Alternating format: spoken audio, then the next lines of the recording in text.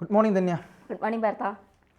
ഉത്തർപ്രദേശിൽ ഭീകരമായ ചില സംഭവങ്ങളൊക്കെ നടക്കുന്നു എന്നതാണ്. കാരണം നമ്മളെ അത്ഭുതപ്പെടുത്തുന്ന തരത്തിലുള്ള ചില കാര്യങ്ങൾ യോഗി സർക്കാർ ചെയ്യുന്നു. കാരണം യോഗിയെക്കുറിച്ച് പലപ്പോഴും പല ആളുകളും പറയുന്നത്, ഈ കമൻറ്റുകളിലൊക്കെ ഞാൻ കാണാറുള്ളത്, നിങ്ങൾ മുസ്ലിം വീടുകൾ അല്ലെങ്കിൽ മുസ്ലിം കുറ്റവാളികളുടെ വീടുകൾ മാത്രമാണോ ഇടിച്ചു നിരത്തുന്നത്, ബി ജെ പിക്കാർ എന്ത് ചെയ്താലും നിങ്ങളൊന്നും ചെയ്യുന്നില്ലല്ലോ എന്നൊക്കെയായിരുന്നു ചോദ്യം. പക്ഷേ അങ്ങനെയല്ല എന്ന് അന്ന് മുതലേ പറയുന്നുണ്ട്. ഇപ്പോൾ അതിൻ്റെ ഒരു പ്രത്യക്ഷ ഉദാഹരണം തന്നെ വിഷ്വൽസ് സഹിതം പുറത്തു വന്നിരിക്കുകയാണ്. എന്താണ് സത്യത്തിൽ നരേന്ദ്രമോദി സർക്കാർ അല്ലെങ്കിൽ ബി ജെ പി സർക്കാരിനെതിരെ ഇവിടുത്തെ മാധ്യമങ്ങൾ പടച്ചുവിടുന്നത് മുസ്ലിം വിരുദ്ധരാണ് ബി ജെ പി സർക്കാർ, മുസ്ലിങ്ങൾക്കെതിരെയാണ് അവരുടെ എല്ലാ പടയൊരുക്കങ്ങളും അവർ നടത്തുന്നത്, മുസ്ലിങ്ങൾക്കെതിരെയാണ്, മുസ്ലിങ്ങൾക്ക് ബി ജെ പി സർക്കാർ ഭരിക്കുന്നിടത്ത് ജീവിക്കാൻ കഴിയില്ല. അത്തരത്തിൽ ഇപ്പോൾ പൗരത്വ ഭേദഗതി നിയമമൊക്കെ കൊണ്ടുവന്നപ്പോൾ പറഞ്ഞു മുസ്ലിങ്ങളെ ഇന്ത്യയിൽ നിന്ന് അടിച്ചോടിക്കാനായിട്ട് കൊണ്ടുവന്ന നിയമമാണ്. അതെന്താണെന്ന് പോലും അറിഞ്ഞുകൂടാത്തവരാണ് ഇവിടെ ഇരുന്ന് ഈ തള്ളിയതെന്ന് ഓർക്കുമ്പോഴാണ്. എന്നിട്ട് പൗരത്വ ഭേദഗതി കൊണ്ടുവന്നിട്ട് ഇവിടെ എത്ര മുസ്ലിങ്ങൾ ഇന്ത്യയിൽ നിന്ന് പുറത്തുപോയി എന്ന് ചോദിച്ചാൽ ഇവരൊക്കെ ബബ്ബ അടിക്കും. അപ്പോൾ നമുക്ക് കഴിവുകെട്ട ഒരു പ്രതിപക്ഷം ഉള്ളതുകൊണ്ട് പിന്നെ കുഴപ്പമില്ല. എന്തും വായി തോന്നുന്ന വിളിച്ച് പറയുന്ന ഒരു പ്രതിപക്ഷം, ഒന്നും മനസ്സിലാക്കാതെ മോദി വിരുദ്ധത മാത്രം കണ്ട് ജനങ്ങൾക്ക് വേണ്ടി സംസാരിക്കുന്ന ഒരു പ്രതിപക്ഷമല്ല ഇന്ത്യയിലുള്ളത് എന്നുള്ളതാണ് നമുക്കൊക്കെ ഏറ്റവും എന്താ പറയുക, ഏറ്റവും നമ്മുടെ രാജ്യത്തിൻ്റെ ഒരു നാശം എന്ന് പറയുന്നത്. പിന്നെ ഭരിക്കുന്നത് ബി ജെ പി ആയതുകൊണ്ടും തൻ്റെടോ നിലപാടുമുള്ള ഒരു പ്രധാനമന്ത്രിയും കുറച്ച് നല്ല മന്ത്രിമാരും മുഖ്യമന്ത്രിമാരും ഒക്കെ നമുക്കുള്ളത് കൊണ്ടും ഇന്ത്യ നല്ല രീതിയിൽ മുന്നോട്ട് പോകുന്നു എന്നുള്ളത് മാത്രമേ. ഇത് പറയുമ്പോൾ എന്നെ വേണമെങ്കിൽ ഒരു ബി ജെ പിക്കാരിയായി ചിത്രീകരിക്കാം. അല്ല, നല്ലത് കാണുമ്പോൾ നല്ലതെന്ന് പറയും, ചീത്ത കാണുമ്പോൾ ചീത്തയെന്ന് പറയും. ഇവിടെ സംഭാലിൽ ബുൾഡോസർ യാത്ര ഇങ്ങനെ തുടർന്നുകൊണ്ടിരിക്കുകയാണ്. അനധികൃതമായുള്ള കയ്യേറ്റങ്ങളൊക്കെ ഇടിച്ചു നിരത്തി മുന്നോട്ട് പോകുക തന്നെയാണ് യോഗി സർക്കാർ. അതിലൊരു വിട്ടുവീഴ്ചയും യോഗി സർക്കാർ വരുത്തുന്നില്ല എന്നുള്ളത് യാഥാർത്ഥ്യമാണ്. പക്ഷെ ഇപ്പോൾ 4 പതിറ്റാണ്ടായി ഉയർന്നു നിൽക്കുന്ന, അതായത് 40 വർഷമായി ഉയർന്നു നിൽക്കുന്ന ബി ജെ പിയുടെ ഓഫീസ്, ബി ജെ പിയുടെ ക്യാമ്പ് ഓഫീസ് എന്ന് പറയാം. കാരണം എല്ലാവരും വന്ന് സംസാരിക്കുന്ന, എല്ലാ രീതിയിലും ചർച്ചകൾ നടക്കുന്ന 40 വർഷം കൊണ്ട് അവിടെ മുനിസിപ്പൽ ഏരിയയിൽ ഉയർന്നു നിൽക്കുന്ന B J P office Yogi Adityanath bulldozer ഉപയോഗിച്ച് ഇടിച്ചു നിരത്തിയിരിക്കുകയാണ്. അതിനെ യോഗി പറയുന്ന കാരണം അത് അനധികൃതമായുള്ള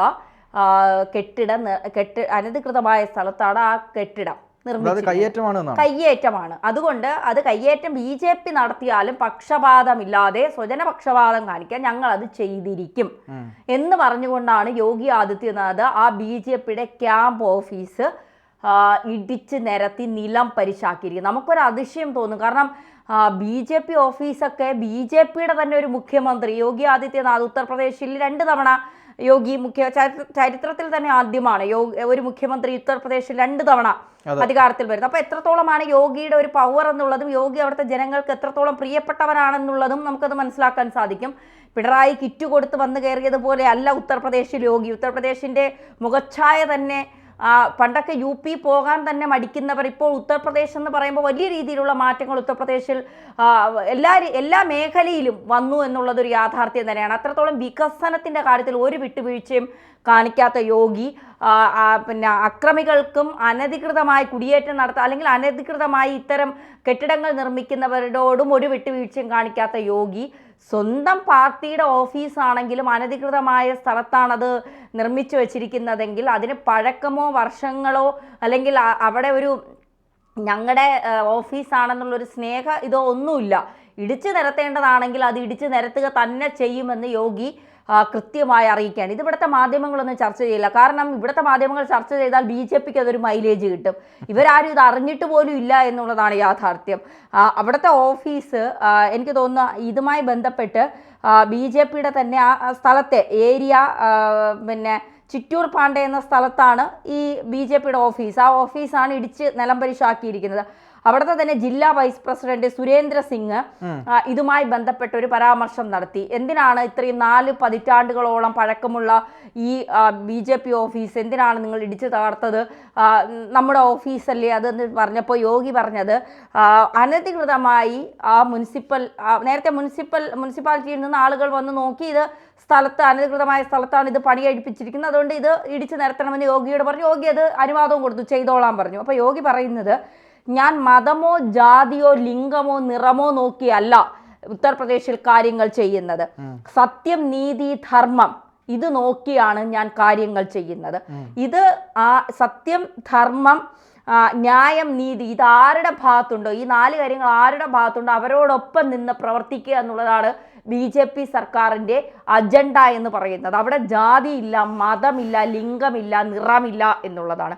അത് മുസ്ലിങ്ങളോടല്ല, അവിടെ BJPക്കാരായിട്ടുള്ള അല്ലെങ്കിൽ ഹിന്ദുക്കളായിട്ടുള്ള അല്ലെങ്കിൽ ക്രിസ്ത്യാനികളായിട്ടുള്ള ആരാണോ അനധികൃതമായി അവിടെ കുടിയേറ്റം പിന്നെ ഭൂമി കയ്യേറി വെച്ചിരിക്കുന്നത്, അല്ലെങ്കിൽ ഈ പിന്നെ ആളുകളെ ഭീഷണിപ്പെടുത്തി ഗുണ്ടകളൊക്കെ അവിടെ വലിയ കെട്ടിടങ്ങൾ കെട്ടിപ്പടുക്കുന്നു, അതൊക്കെ ഇടിച്ച് നിരത്തുന്ന രീതിയിലേക്ക് ബുൾഡോസർ രാഷ്ട്രീയമല്ല അവിടെ യോഗി കാണിക്കുന്നത്. അത് പലരും പറഞ്ഞ് തെറ്റിദ്ധരിപ്പിക്കുന്നതാണ്. എല്ലാം ഇടിച്ചു നിരത്തുന്നു, പ്രത്യേകിച്ച് മുസ്ലിങ്ങളുടെ സ്ഥാപനങ്ങൾ, കടകൾ, വീടുകളൊക്കെ യോഗി ആദിത്യനാഥ് ബുൾഡോസർ ഉപയോഗിച്ച് ഇടിച്ചു നിരത്തുന്നു എന്ന് പറയുന്നിടത്താണ് 40 വർഷം പഴക്കമുള്ള BJPയുടെ ക്യാമ്പ് ഓഫീസ് ഇടിച്ചു നിരത്താനുള്ള അനുവാദം യോഗി ആദിത്യനാഥ് നൽകി എന്നുള്ളതാണ്. അതിൻ്റെ വീഡിയോ നമ്മളിവിടെ കാണിക്കുന്നുണ്ട്. കാരണം ഇതിന് കണ്ടു കഴിയുമ്പോൾ പറയും ഇല്ല, വെറുതെ BJPക്ക് മൈലേജ് ഉണ്ടാക്കി കൊടുക്കാൻ കാണിക്കുക.